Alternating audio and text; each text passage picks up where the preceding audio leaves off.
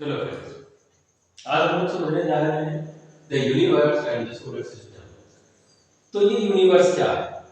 तो यूनिवर्स जिसके अंदर छोटे से छोटे कण से लेकर बड़ी से बड़ी गैलेक्सी तक का जो सब कुछ है वो जो है वो हमारा यूनिवर्स है। इसके यूनिवर्स के अंदर गैलेक्सीज हैं, स्टार्स हैं, प्लैनेट्स हैं, एनर्जी है ढेर सारी। और इस गैलेक्सी का जो फॉर्मेशन हुआ था वो 13.7 बिलियन ईयर्स एगो हुआ था। इसके लिए दो थ्योरीज हैं। इन दो थ्योरीज में सामान्य स्थिति सिद्धांत है, दूसरा महाविस्फोट सिद्धांत है, जिसे बिग बैंग थ्योरी कहा जाता है। तो बिग बैंग थ्योरी के हिसाब से अगर समझा जाए तो बिग बैंग थ्योरी को प्रतिपादित करने वाले, देने वाले जॉर्ज लेमेत्रे हुआ करते थे और उन्होंने कहा कि 13.7 बिलियन ईयर्स एगो एक भारी पदार्थों का एक गोलाकार पिंड था जिसका आयतन तो बहुत कम था मगर उसका तापमान और उसका घनत्व बहुत ज्यादा था। इसमें एक महाविस्फोट होता है और महाविस्फोट के बाद छोटे छोटे पिंड बिखर जाते हैं। ये पिंड रोटेशन करने लगते हैं जो कि आज भी मोशन कर रहे हैं। साथ ही साथ जो है समय, स्थान और वस्तु की भी उत्पत्ति यहीं से हुई। 4.5 बिलियन ईयर्स एगो हमारे सोलर सिस्टम का जो है निर्माण होता है और सोलर सिस्टम के निर्माण के लिए ये जो यूनिवर्स में जो महाविस्फोट हुआ था उसमें लाखों गैलेक्सी बनी थी। उन लाखों गैलेक्सी में से एक गैलेक्सी है जिसका नाम है मिल्की वे। मिल्की वे गैलेक्सी जो है उसका जो एक पार्ट है उसमें बहुत सारे लाखों सिस्टम है। तो एक सिस्टम है जिस पर हम लोग रहते हैं वो है सोलर सिस्टम। सोलर सिस्टम का 99% भाग जो है वो सन है, बाकी 1% में बाकी सारे प्लैनेट्स आते हैं।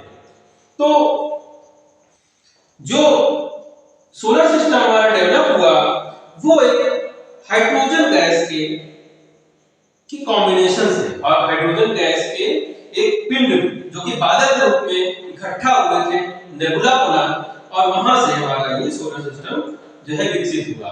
इनमें ग्रेविटेशनल फोर्स था जिसने स्टार्स को और जो डस्ट पार्टिकल्स थे, गैस थे, उन सभी को बांध के रखा और जो है एक गैलेक्सी का फॉर्मेशन किया। हमारे सोलर सिस्टम में जो है इनर प्लैनेट्स हैं और आउटर प्लैनेट्स हैं। मरकरी, वीनस, अर्थ और मार्स हमारे इनर प्लैनेट्स हैं और ये इनका घनत्व ज्यादा है, जबकि आउटर प्लैनेट्स जो हैं हमारे जुपिटर, सैटर्न, यूरेनस, नेपच्यून, ये आउटर प्लैनेट जो हैं ये गैस के गोले की तरह हैं। इनका जो आयतन है वो कम है। अगर हम लोग बात करें मरकरी की तो मरकरी में टेम्परेचर डिफरेंस बहुत है। हालांकि इसका टेम्परेचर प्लस जो है 427 डिग्री से भी ज्यादा है और इसका जो पीरियड ऑफ रोटेशन है ये 58 डेज का है। जैसे कि हमारी पृथ्वी एक दिन में लगभग एक दिन में घूम जाती है 24 घंटे में, उसी प्रकार से जो मरकरी है उसको एक बार घूमने में 58 डेज लग जाते हैं। जबकि अगर हम लोग बात करें वीनस की, जो शुक्र है, तो शुक्र को जो है अर्थ की सिस्टर भी कहा जाता है। इसे सांझ का तारा, भोर का तारा, पृथ्वी की बहन तो कहा जाता है। सबसे बड़ी बात है कि ये सबसे ज्यादा टेम्परेचर वाला ग्रह है। इसका जो टेम्परेचर है 480 डिग्री सेंटीग्रेड है।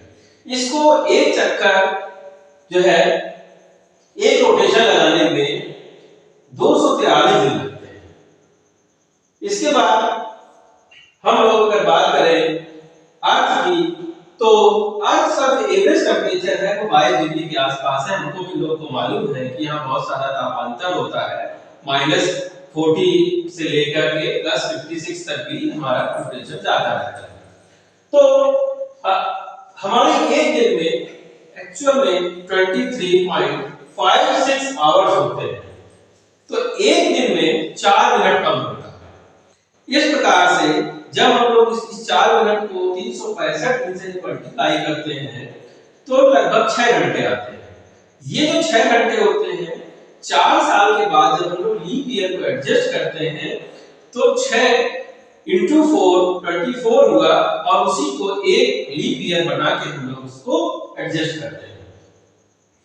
इसके बाद अगर बात करें मार्स की तो मार्स का टेम्परेचर है वो -23 है और इसका एक दिन पृथ्वी के लगभग बराबर है जो कि एक दिन से थोड़ा ज्यादा है।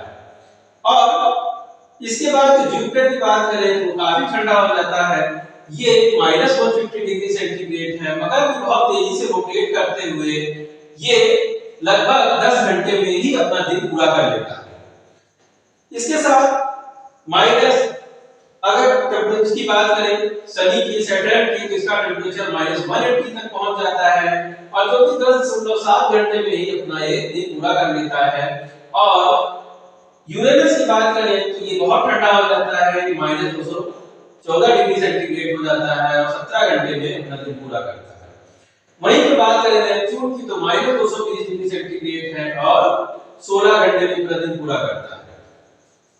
जबकि बात करें तो अगर एक चक्कर लगाने में, एक रेवोल्यूशन पूरा लगाने में पृथ्वी को 365 दिन लगते हैं तो जो मरकरी है वो 87 डेज में ही एक चक्कर लगा लेती है, उसका एक साल पूरा हो जाता है। उसी तरह से जो हमारा वीनस है, जो शुक्र ग्रह है वो 224 दिन में और जो मार्स है वो 687 डेज में एक चक्कर लगा लेता है।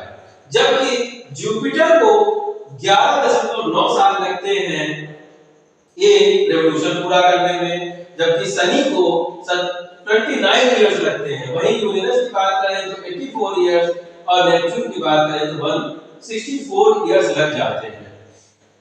अगर हम बात करें मून की तो मरकरी के पास कोई भी मून नहीं है, वीनस के पास भी कोई मून नहीं है, पृथ्वी के पास एक चांद है। मार्स के पास 2 चांद हैं, फोबोस और डीमोस। इसके बाद जुपिटर के पास जो है 79 मून है, सैटर्न के पास सबसे ज्यादा 82 मून्स हैं, यूरेनस के पास 27 और नेपच्यून के पास 14 मून है। हम लोग बात करते हैं अर्थ की। अर्थ को हम लोग समझने का प्रयास करते हैं। अर्थ जो है हमारी थोड़ी सी इलिप्टिकल शेप में है जो कि इक्वेटर जहां पर 0 डिग्री जाता है वहां पे कटी हुई है। इससे ऊपर की तरफ अगर हम जाते हैं तो 23.5 डिग्री पर ट्रॉपिक ऑफ कैंसर है और नीचे की तरफ अगर हम जाते हैं साउथ में तो ट्रॉपिक ऑफ कैप्रिकॉर्न है। जो अर्थ है उसका अगर हम लोग ईस्ट टू वेस्ट देखेंगे तो ये 12,756 किलोमीटर का होता है और वहीं पर अगर हम लोग इसको नॉर्थ साउथ में देखेंगे ये 12,714 किलोमीटर का होता है। इसमें लगभग 29 किलोमीटर का डिफरेंस है। हमारी पृथ्वी 1 सेकंड में लगभग 450 मीटर घूम जाती है और यही घूमना हमारी जो पृथ्वी है वो पश्चिम से पूर्व की ओर घूमती है। सूरज हमारा फिक्स है, इसीलिए हमें लगता है कि जो है सूरज पूरब से निकलता है और पश्चिम में जाकर डूबता है। एक्चुअल में सूरज कहीं नहीं गया है, हमारी पृथ्वी पश्चिम से पूरब की तरफ घूम गई है। तो इस प्रकार से बाकी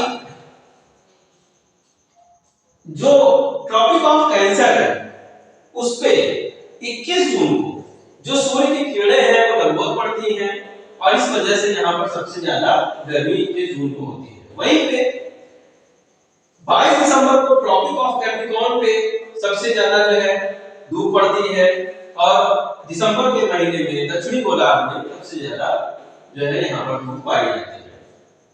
हम लोग को मालूम है इक्विनॉक्स।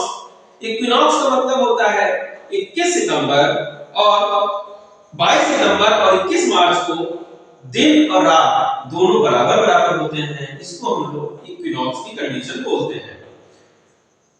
22 दिसंबर जो होता है वो दक्षिण में सबसे बड़ा दिन होता है और उत्तर की तरफ जो है वो सबसे छोटा दिन होता है।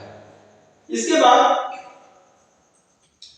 जो सूर्य है वो पृथ्वी के सबसे कम दूरी पर 3 जनवरी के दिन होता है और सबसे ज्यादा दूरी पर 4 जुलाई के दिन पार हो जाता है। पृथ्वी का एक चांद है और ये जो चंद्रमा है इसकी ये जब सबसे ज्यादा दूर होता है जब तो इसको अपोजिट कंडीशन कहते हैं और जब ये सबसे पास होता है पृथ्वी से तो इसे पेरिजी कंडीशन कहते हैं। जो चंद्रमा है वो 27 दिन और 8 घंटे में अपना एक चक्कर पूरा कर लेता है। जिस प्रकार से हमारे अर्थ पर ग्रेविटेशन फोर्स लगता है उसी प्रकार से जो चंद्रमा है मून है उसके ऊपर भी ग्रेविटेशन फोर्स लगता है। मगर यहाँ पर जो ग्रेविटेशन फोर्स लगता है वो पृथ्वी का 1/6 हो जाता है। इसलिए पृथ्वी पर चलना ज्यादा आसान है चांद पर चलने से, क्योंकि ग्रेविटेशन कम होने से आप बहुत तेजी से नहीं चल सकते, आपको जो है तो उस तरह से आप पकड़ नहीं मिलेगी। दूसरी बात हम लोग समझते हैं धूमकेतु के बारे में हम लोगों ने सुना हुआ है। ये बर्फ और धूल से निर्मित गोले होते हैं जो कि प्रत्येक 76 वर्ष के बाद जो है आते हैं और पीछे की तरफ एक टेल बन जाती है। सूर्य से पीछे की तरफ टेल होती है, आगे की तरफ सूर्य की गर्मी से ये टेल गायब हो जाती है। 2006 में प्लूटो नाम का एक ग्रह हुआ करता था, उसको जो है उसको ग्रह की संज्ञा से हटा दिया गया, उसको प्लेनेट की संज्ञा से हटा करके उसको क्षुद्र ग्रह में बदल दिया।